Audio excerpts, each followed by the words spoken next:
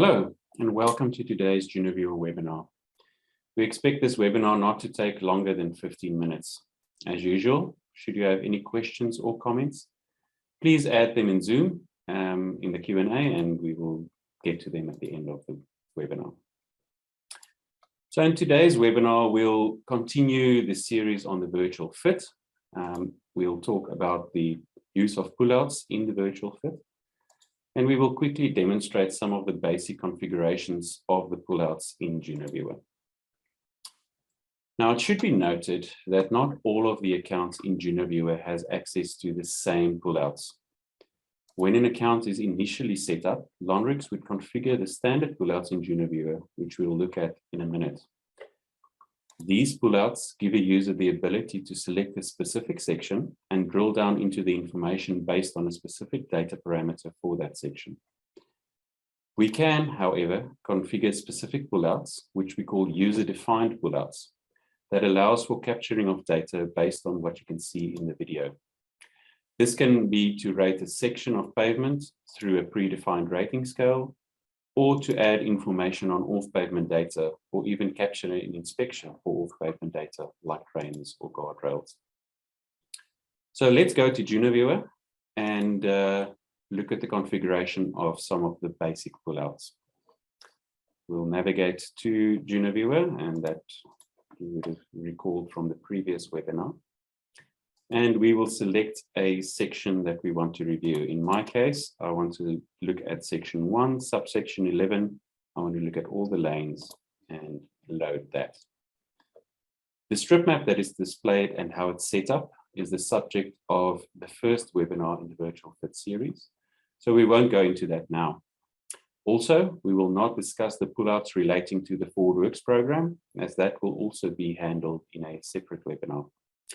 Now, we will select a segment that we want to drill down into. This will normally be based on something that you see in the video.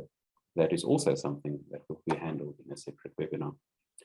The pullouts are located to the right of the strip map.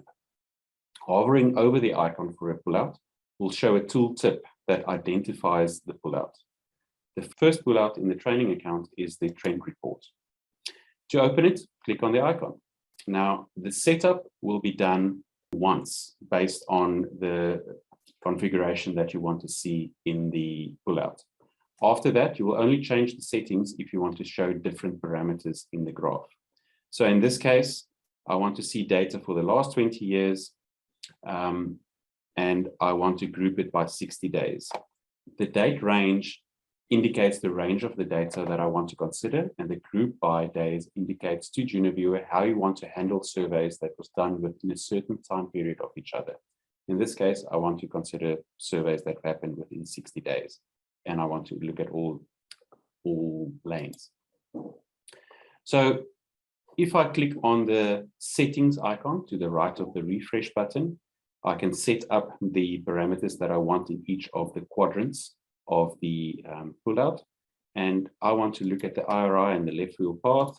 We can change the top right parameter to look at NASRA, the bottom left parameter, we can look at the rut mean in the left wheel path, and we can leave the texture mean in lane in the bottom left parameter.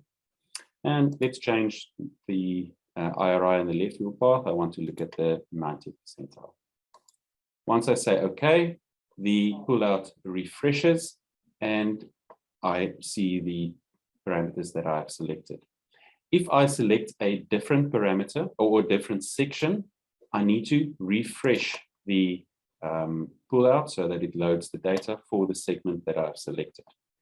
The extent of what I'm looking at will be displayed in the top left of the pullout.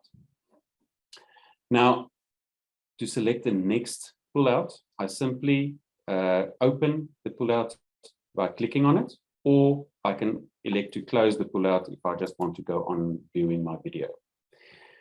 In the scatter plot, you select or change the parameters in the same fashion that you would do in the trend report. So in this case, I want to look at the last 4 years worth of data, and I can change the parameters that I'm looking at in the same fashion as the trend report in my settings pop-up. And that, as you can see, that's exactly the same as for the trend pullout. The next pullout is the frequency graph. And this allows me to look at one parameter at a time. And the by now familiar date range and group by days are selected. So if I select, and remember this still relates to my segment that I've selected, I select my parameter. I want to look at the last 10 years. Let's group it by 60 days in this case, and click my refresh button, and my frequency graph is loaded. Some of the pullouts do not have a specific setup and simply displays the data for the selected segment based on what data is available in the database. An example of this would be the surfacing pullout. As far as the crash pullout goes, here you can change the date range, and this relates specifically to the segment that you have selected with provision for some overlap on either side. The maintenance pullout allows you to look at the information for that segment with a date range, as well as filter by a selected cost group. The next pullout in the list would be the comments pullout, and this allows you to make comments based on what you see in the video, in the same way that you would, for instance, use the photo logger app or the comments in the field inspection tool. The extents, so the chainage, start and end, on which your comment will be made is based on the segment that you have selected to comment on. You now capture the relevant fields in terms of what this comment applies to and select Add Note.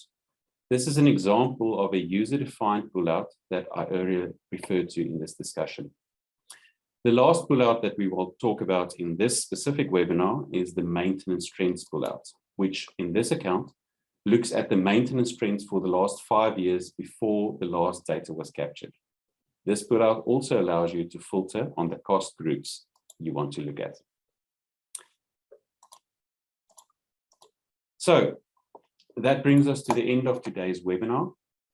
Thank you for joining us. We welcome any feedback or questions. And as usual, the recording of this webinar will be uploaded to YouTube soon.